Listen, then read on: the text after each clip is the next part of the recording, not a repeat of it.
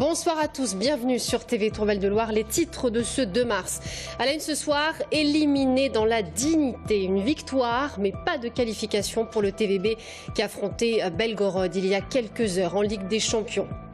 6e et dernier jour de grève à fil bleu. Le retour à la normale sur l'ensemble du réseau bus et tram est prévu dès demain. Les salariés et la direction ont trouvé un accord. Le train vapeur fait ses adieux à Richelieu en Indre-et-Loire. Une cinquantaine de wagons de collection, dont certains sont classés, prendront la direction de Saujon et de la Charente-Maritime. Bonsoir à tous. Éliminé dans la dignité. Fin de l'aventure pour le TVB qui n'a pas à rougir de son match retour face aux Russes de Belgorod en Ligue des Champions. Le score, vous le connaissez, 3-7-2. Le résumé de la rencontre tout de suite avec Romain Delville. En début de match, le TVB entre en résistance cet après-midi à Belgorod. Balayés à l'aller, les hommes de Vittel et Nunn créent, disons, la surprise en s'adjugeant la première manche 25-23. Le doute s'installe dans l'esprit des Russes à l'attaque du deuxième set, mais Danilov montre la voie et Belgorod l'empoche 25-22. Troisième set, les volleyeurs tourangeaux virent en tête au premier temps mort technique. Ensuite, les Russes reprennent la main, le set file 14-10, 18-13 pour finir à 25-20 malgré un frémissement tourangeau. À ce moment du match, c'en est déjà fini de l'aventure européenne pour les volleyeurs tourangeaux qui ont perdu 2-7 et ne peuvent plus rattraper le retard du match aller, perdu 3-7-0.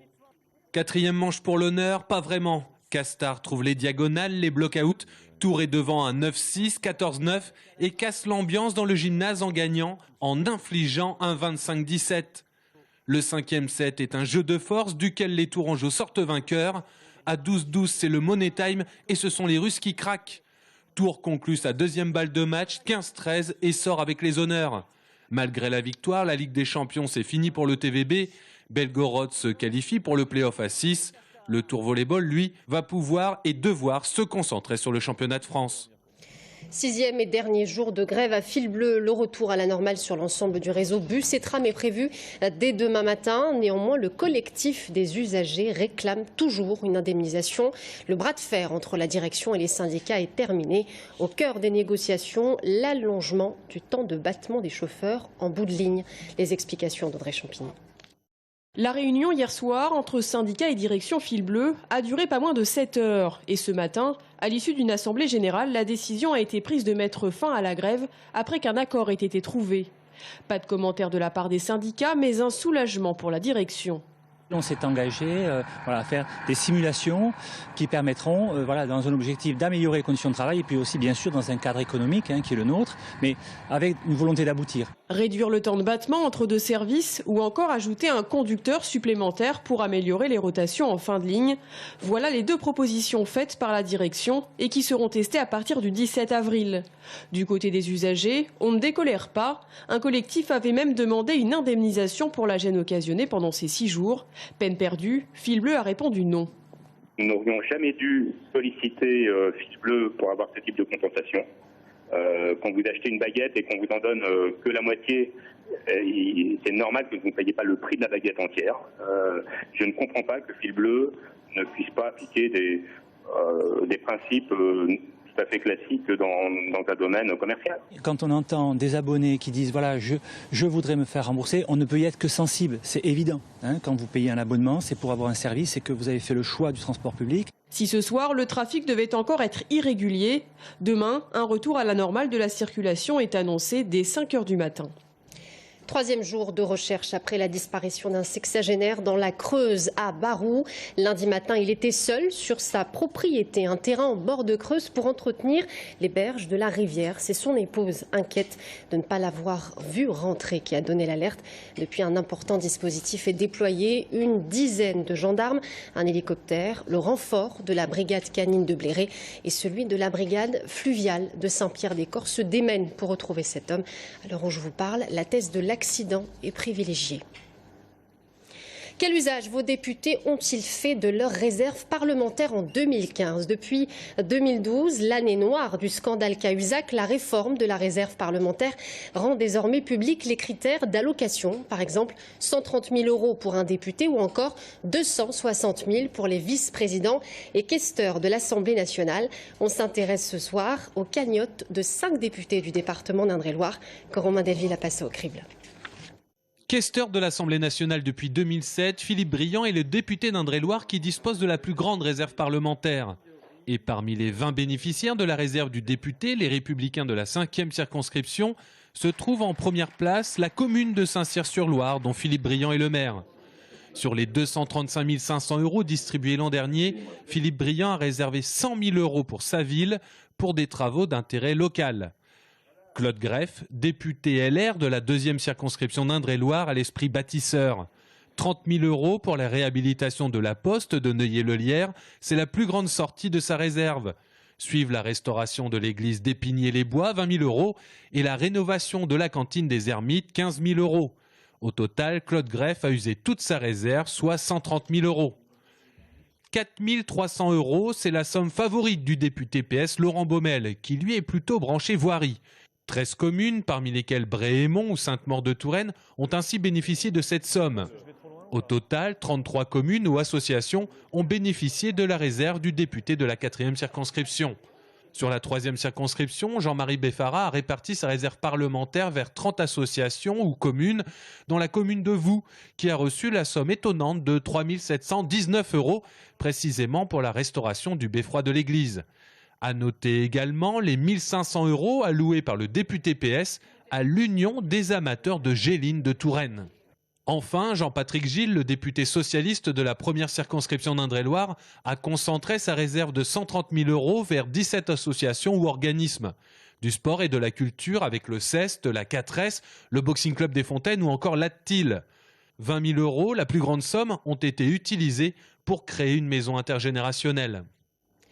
En bref, de maire à simple conseiller municipal, le nouveau président du département d'Indre-et-Loire, Jean-Gérard Pommier, renonce finalement à devenir premier adjoint de sa ville, Saint-Avertin.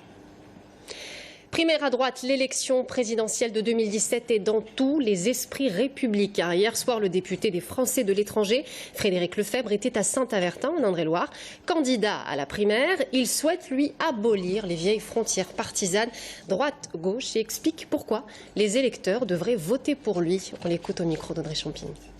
Je pense qu'aujourd'hui, on est à un moment crucial où les Français ont compris ce que je dis depuis des mois, mais que je mets en pratique, c'est que le vieux logiciel droite-gauche, il est usé jusqu'à la corde. En réalité, aujourd'hui, ce qu'attendent nos compatriotes, c'est que ceux qui veulent adapter le pays à l'époque se mobilisent, et puis il y a les conservateurs, ceux qui veulent que rien ne change. Et vous les retrouvez finalement un peu partout. On est en 2016, on ne fait plus de la politique comme on en faisait il y a 10 ans, 15 ans, et c'est ça la grande différence.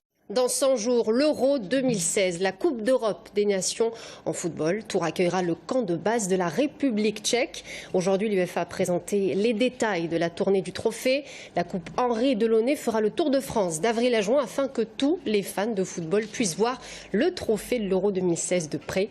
Un train spécial qui s'arrêtera à Tours le 2 et le 3 mai. L'occasion aussi, dans l'un de ces wagons, de faire la connaissance avec Super Victor, la mascotte de cet Euro 2016.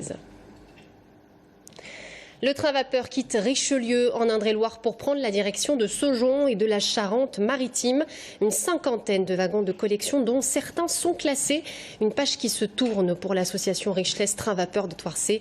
Le circuit touristique tourangeau qui menait à Chinon avant d'être réduit à la portion Richelieu-Champigny-sur-Veude avait attiré jusqu'à 25 000 personnes durant l'été 84. Amanda Breuer-Rivera.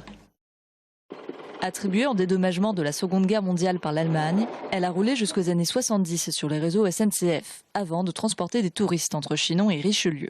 Cela fait maintenant 12 ans que cette B7 T321 n'a plus roulé. Thierry Mabilot a été le dernier à la conduire en 2004. Alors ça me fait du chagrin de voir tout ce matériel partir, mais quelque part ça me réconforte parce que ce matériel finalement il va être sauvegardé par une autre association, que ces voitures-là vont à nouveau retrouver des touristes, j'espère nombreux. Donc cette voiture-là entre Saujon et la Tremblade, donc dans les Charentes. Comme elle, 14 autres véhicules doivent quitter cet endroit à la demande de la communauté de communes de Richelieu. Depuis maintenant plus de 3 ans, la communauté de communes est propriétaire de tous ces locaux qui étaient donc occupés sans titre et sans activité. Il était temps que nous puissions faire en sorte que de nouvelles activités voient le jour autour de cette voie verte sur laquelle nous fondons beaucoup d'espoir. Les activités de l'association ont décliné au fur et à mesure que les installations ferroviaires ont vieilli. Faute de financement et après une tentative d'implantation avortée à Thouars, l'association n'a plus de local où entreposer et faire vivre ses 49 véhicules. Or, transporter par convoi exceptionnel les trains coûte cher et l'association s'est résolue à ferrailler des pièces de rechange ou de rails d'époque pour sauver ses plus belles pièces, comme cette locomotive française classée de 1922, dernier exemplaire encore existant. Maintenant, l'association, effectivement, va devenir plus gestionnaire de patrimoine puisqu'on aura du matériel qui sera dispersé un petit peu partout. En France, à l'heure actuelle, il y a déjà Charente-Maritime, il va y avoir sûrement Château du Loir aussi. Probablement que cette machine va déménager en Alsace, donc ça va être difficile à gérer sur des points aussi éloignés géographiquement. Enfin, on va voir comment on va gérer l'avenir. Pour l'instant, il faut vider ici. L'association Train Vapeur Thouarsais organise un convoi par jour. Reconnue d'intérêt général, elle est ouverte aux dons ou à l'aide du public. À suivre, quel sera le sort de la loi de travail de Myriam El Khomri sous la pression des organisations de jeunesse qui agitent la toile, les partenaires sociaux qui ne trouvent pas leur compte et les voix dissonantes à gauche qui se multiplient. Le bureau fédéral du Parti socialiste d'Indre-et-Loire demande d'ailleurs la réécriture du texte. La loi travail aura-t-elle le même destin que le CPE de Villepin, abandonné il y a 10 ans? On en parle ce soir avec Léonard Lema, coordinateur des jeunes communistes d'Indre-et-Loire. À tout de suite.